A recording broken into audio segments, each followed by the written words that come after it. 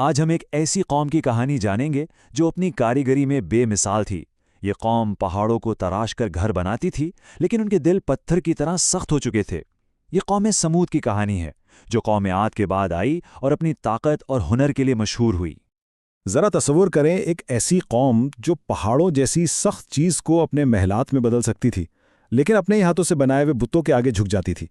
مطلب ان کا ہنر تو کمال کا تھا، مگر ان کی روح بالکل خالی ہو چکی تھی۔ یہی وہ تضاد ہے جو آخرکار ان کے زوال کا سبب بنا۔ تو ہماری یہ کہانی 5 حصوں میں آگے بڑھے گی۔ پہلے ہم قوم سمود کو جانیں گے، پھر حضرت صالح کے پیغام کو سمجھیں گے، اس کے بعد معجزاتی اونٹنی کا ذکر ہوگا، پھر ایمان کی آزمائش، اور آخر میں ان کا انجام کیا ہوا۔ تو چلیے سب سے پہلے بات کرتے ہیں قوم سمود کی۔ آئیے دیکھتے ہیں کہ یہ قوم کیسی تھی، جو دولت اور ہنر میں تو بہت آگے تھی، لیکن روحانی طور پر بالکل کھوکھلی ہو چکی تھی۔ قوم سمود واقعی کمال کے کاریگر تھے۔ وہ پہاڑوں کو تراش کر ان کی چوٹیوں پر شاندار گھر بناتے تھے۔ اللہ نے انہیں زرخیز زمینیں بھی دی تھیں جہاں خوب فصلیں اگتی تھیں۔ لیکن ہوا یہ کہ جیسے جیسے ان کی دولت بڑھتی گئی، وہ اللہ کا شکر ادا کرنے کے بجائے ناشکرے ہو گئے اور اپنے ہی ہاتھوں سے بنائے بتوں کی پوجا شروع کر دی۔ اور معاشرے میں جو امیر اور طاقتور تھے، وہ غریبوں پر ظلم کرنے لگے۔ تو ایک طرف تو یہ تصویر تھی، محنتی کاریگر، شاندار گھر اور ہری بھری زمینیں، لیکن دوسری طرف ایک بالکل مختلف، ایک تاریخ حقیقت تھی۔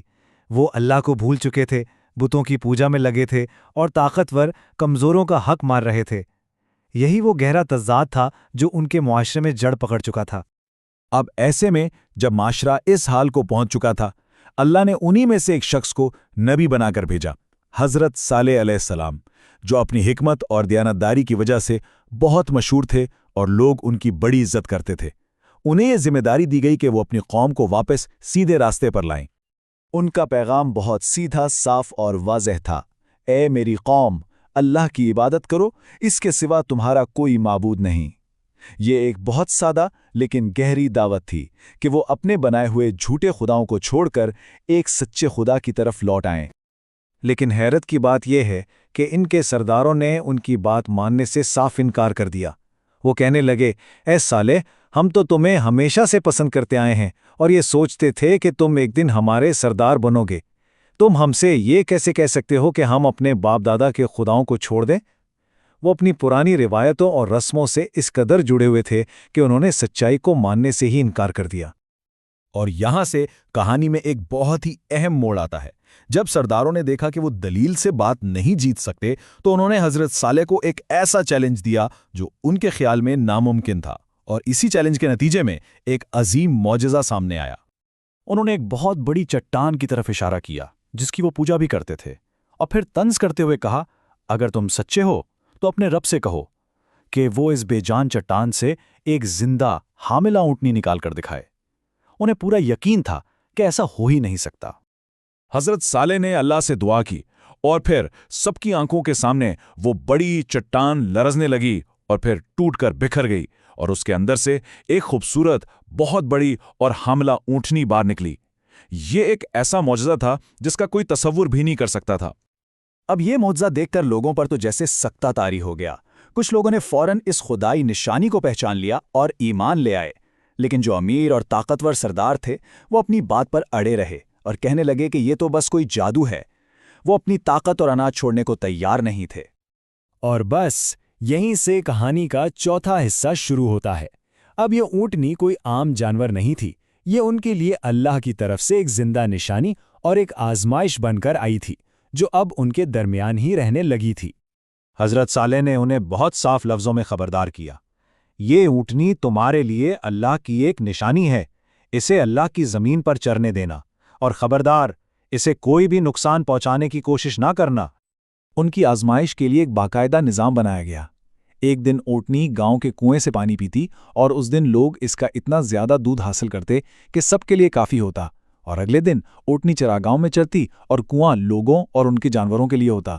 یہ ایک بہت منصفانہ انتظام تھا، لیکن یہ ان کے صبر کا امتحان بھی تھا۔ اس ایک معجزے اور آزمائش نے قبیلے کو بالکل 2 حصوں میں بانٹ دیا۔ ایک بہت چھوٹی سی تعداد، تقریباً 15% لوگ ایمان لے آئے، لیکن 85% کی بڑی اکثریت خاص طور پر امیر اور طاقتور لوگ اپنے کفر پر ڈٹے رہے اور ایمان لانے والوں کا مذاق اڑاتے تھے۔ ایمان لانے کے بجائے ان کافروں کے دلوں میں غصہ اور نفرت بڑھتی چلی گئی۔ ان کی جو دشمنی حضرت صالح سے تھی، اب اس کا رخ اس مقدس اونٹنی کی طرف مڑ گیا جس سے وہ اپنی ساری پریشانیوں کی وجہ سمجھنے لگے تھے۔ اور اب ہم کہانی کے آخری اور سب سے دردناک حصے کی طرف بڑھ رہے ہیں، عذاب کا دن۔ یہ نفرت اور غصہ جلد ہی ایک خطرناک سازش میں بدل گیا جو اللہ کے حکم سے ان کی کھلی بغاوت تھی۔ شریر سرداروں نے اونٹنی کو مارنے کا منصوبہ بنایا۔